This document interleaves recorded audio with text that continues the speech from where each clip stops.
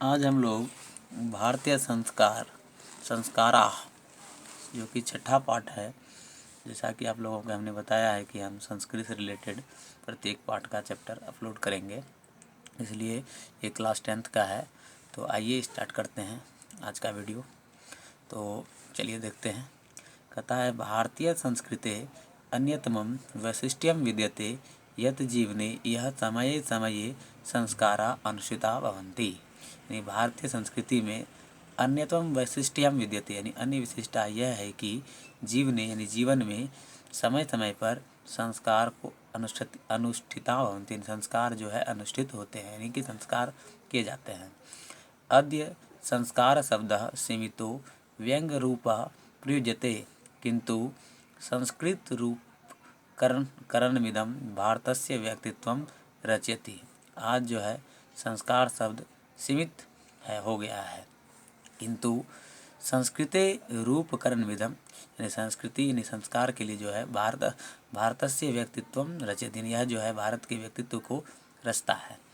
विदेशे निवसन्तो भारतीयाः संस्कारान् प्रति उन्मुखा जिज्ञासावश्च। विदेश में रहने वाले भारतीय संस्कार के प्रति उन्मुख जिज्ञासा को रखते हैं। पाठे अस्मिन् तेषां संस्काराणां संक्षिप्तः परिचयो महत्व च निरूपितम्। तेषां संस्काराणां यानी उन संस्कारों का संक्षिप्त परिचय प्रस्तुत पाठ में और उसके महत्व को निरूपित किया गया है।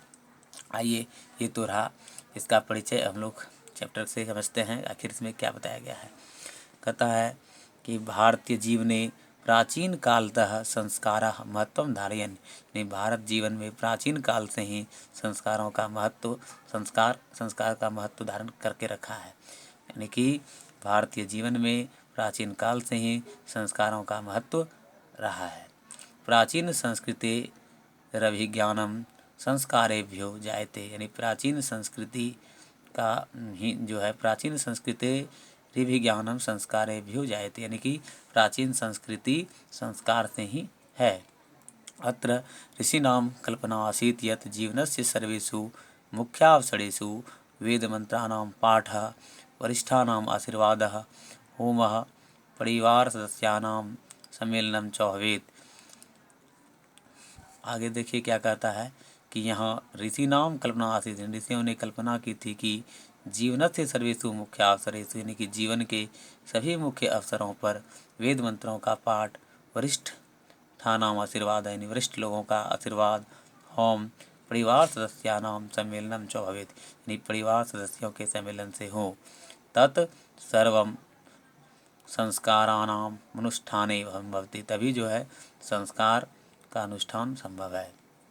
एवं संस्कारा महत्वं धारयन्ति, और संस्कार के महत्व को धारण करता है। किंच संस्कारस्य मौलिकः अर्थ परिमार्जन रूपा गुणाधान रूपश्च न विस्मृयते। किंच लेकिन जो है संस्कार का जो मौलिक अर्थ है वह परिमार्जन रूप यानी कि दोष को दूर करके गुण को अपनाना। अतः संस्काराः मानवस्य क्रमशः परिमार्जने दोषानयने गुणाधाने च योगदानं कुर्वन्ति। इसलिए जो है संस्कार मानव के क्रमशः मतलब दोषों को दूर करके गुण को बढ़ाने में योगदान करता है। संस्काराः प्रायः पंचविधा सन्ति। संस्कार के प्रायः 5 विधा हैं। जन्म पूर्वाश्रया शैशवाः, षट् शैक्षणिकाः, पंच गृह संस्काराः, विवाह रूपा एकः, मरणोत्तर संस्कारश्चैकः। अर्थात संस्कार के 5 विधा हैं। जन्म के पूर्व 3 संस्कार, शैशवावस्था में 6 संस्कार, शैक्षणिकावस्था में 5 संस्कार और गृहस्थ संस्कार को विवाह संस्कार कहा गया है जो 1 है, और मरणोत्तर संस्कारश्चैकः यानी मरने के बाद भी एक संस्कार होता है जिसको अंत्येष्टि संस्कार कहते हैं। एवं 16 संस्कार होते, इस प्रकार 16 संस्कार होते हैं। जन्म पूर्व संस्कारेषु गर्भाधानम, पुंसवनम, सीमंतोन्नयनम चेति त्रयो भवन्ति। यानी कि कहने का मतलब है कि जन्म पूर्व संस्कार जन्म के पूर्व संस्कार जैसे गर्भाधान, उसके बाद पुंसवन, सीमंतोन्नयनम, चेती त्रियो भवन्ति, ये 3 संस्कार होते हैं गर्भ धारण करने के पूर्व। इसमें अत्र गर्भरक्षा गर्भस्थस्य संस्कारोपनम गर्भवत्याश्च प्रसन्नता चेति प्रयोजनम कल्पितमस्ति। कहता है इसमें यहाँ गर्भ रक्षा से संबंधित गर्भस्थस्य यानी गर्भ का संस्कारोपनम गर्भवत्याश्च जो गर्भवती महिलाएं होती है उसकी प्रसन्नता के लिए ये प्रयोजन ये एक मतलब जो है संस्कार किया जाता है। शैशव संस्कारेषु जात कर्म नामकरणम निष्क्रमणम अन्नाप्रसन्नम चूड़ाकर्म कर्णवेदश्चेति कर्मसो भवन्ति। शैशव संस्कारों में जैसे जात कर्म नामकरण निष्क्रमण अन्नाप्राशनम चूड़ाकर्म और कर्णवेद ये क्रमशः होते हैं। तो जात कर्म हो गया, जात का काम करना मतलब जात किस जात में जन्म लिया है। नामकरण मतलब नाम का करण। निष्क्रमण मतलब जो है उसका जो है कैसे जो है वह घर से जो है उसको कैसे जैसे जन्म होता है।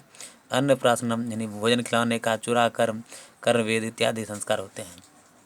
शिक्षा संस्कारेषु अक्षरारंभ उपनयनम वेदारंभ केशांत समावर्तन चेति संस्कारा प्रकल्पिता।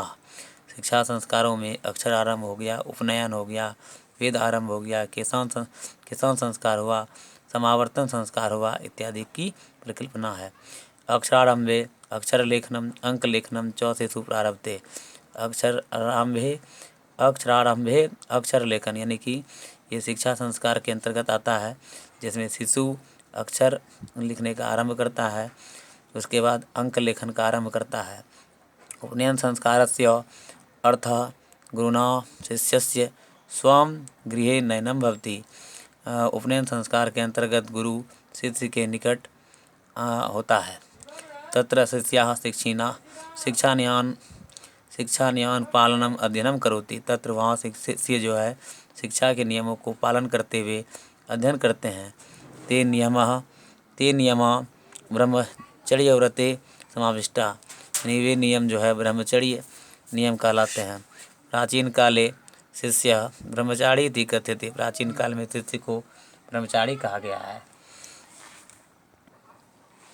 ते नियमा ब्रह्मचर्य व्रते समाविष्टा। प्राचीन काले शिष्य ब्रह्मचारी थी कथ्यते स्म यानी प्राचीन काल में शिष्य को ब्रह्मचारी कहा जाता था। गुरुगृहे एवं शिष्या वेदारंभ करोति स्म यानी कि गुरु के घर में ही शिष्य वेदों के आरंभ करते थे। वेदानाम महत्वम प्राचीन शिक्षायाम उत्कृष्टम मन्यते स्म यानी वेदों का महत्व प्राचीन शिक्षा में उत्कृष्ट माना जाता था। केशांत संस्कारे गुरुगृहे एवं शिष्यस्य प्रथमम क्षौर कर्म भवति स्म यानी केशांत संस्कार के अंतर्गत गुरु के घर में ही शिष्य का प्रथम क्षौर कर्म होता था। अत्र गोदानम मुख्य कर्म, यहाँ गोदान मुख्य कर्म है। अतः साहित्य ग्रंथेषु अस्य नामांतरम गोदान संस्कारो अपि लभ्यते। इसलिए जो है साहित्य ग्रंथों में इस संस्कार का नामांकन गोदान संस्कार के लिए भी होता है, ऐसा देखने के लिए मिलता है।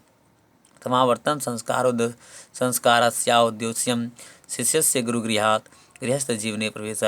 समावर्तन संस्कार का उद्देश्य है कि शिष्य गुरु के घर से ही गृहस्थ जीवन में प्रवेश करे। शिक्षावसाने गुरु शिष्यान उपदेश्य गृहम प्रेषयति। शिक्षा के बाद जो है गुरु शिष्य को उपदेश देकर घर भेजते थे। उपदेशेषु प्रायः जीवनस्य धर्मः प्रतिपाद्यन्ते। उपदेशों में प्रायः जीवन के धर्म को प्रतिपादित किया जाता था। यथा जैसे सत्यम वदो सत्य बोलो, धर्मम चरो धर्म का आचरण करो, स्वाध्यायनमा प्रमदः इत्यादि स्वाध्यायी बनो इत्यादि। विवाह संस्कार पूर्वकमेव मनुष्यः वस्तुतो गृहस्थ जीवनम प्रविशति। विवाह संस्कार के पहले जो है मनुष्य जो है गृहस्थ जीवन में प्रवेश करता है। विवाह पवित्र संस्कारः मतः। विवाह को पवित्र संस्कार माना गया है।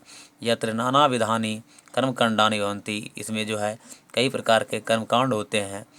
तेषु जिसमें वाग्दानम मंडप निर्माणम वधूगृहे वर पक्षस्य स्वागतम वरवधू परस्परम निरीक्षणम कन्यादानम अग्निस्थापनम पाणिग्रहणम लाजा होमः सप्तपदी सिंदूरदानम इत्यादि। यानी कि विवाह संस्कार के अंतर्गत कई प्रकार के संस्कार आते हैं, जैसे कि वागदानम हो गया, मंडप निर्माण हो गया, वधू के घर में वर पक्ष का स्वागत हो गया, उसके बाद क्या कहते हैं परस्पर निरीक्षण हो गया, कन्यादान हो गया, अग्नि स्थापनम हो गया, पानी ग्रहण हो गया, लाजो होम हो गया, सप्तपदी सिंदूर दान इत्यादि। सर्वत्र समान रूपेण विवाह संस्कार से प्रायण आयोजन भवति। सभी जगह समान रूप में ही विवाह संस्कार का आयोजन होता है। तदंतरम गर्भाधानादयः संस्कार पुनरावर्तन्ते जीवन चक्रम च भ्रमति। तत्पश्चात जो है गर्भधान आदि का संस्कार होता है ताकि जीवन चक्र चलते रहे। मरणानंतरम अंत्येष्टि संस्कारः अनुष्ठ्यते, यानी कि मरने के बाद अंत्येष्टि संस्कार अनुष्ठित किए जाते हैं। एवं भारतीय जीवन दर्शनस्य महत्वपूर्ण उपादान संस्कारमिति। यही भारत जीवन दर्शन का महत्वपूर्ण उपादानम यानी उपादान है संस्कार का, ऐसा माना जाता है। तो आपको यदि हमारा वीडियो अच्छा लगता है तो हमारे चैनल को सब्सक्राइब करके लाइक शेयर अवश्य करें और इसी प्रकार वीडियो को विजिट करते रहें, देखते रहें। और हम आशा करते हैं कि आप लोग ज़रूर ऐसा कीजिएगा और पूरा तरह से हम इस संस्कृत का जो है, जैसा कि हमने पहले बताया है कि 15 दिन में कंप्लीट कर देंगे, तो हम 15 दिन में इसको कंप्लीट कर देंगे। Thank you for watching my video.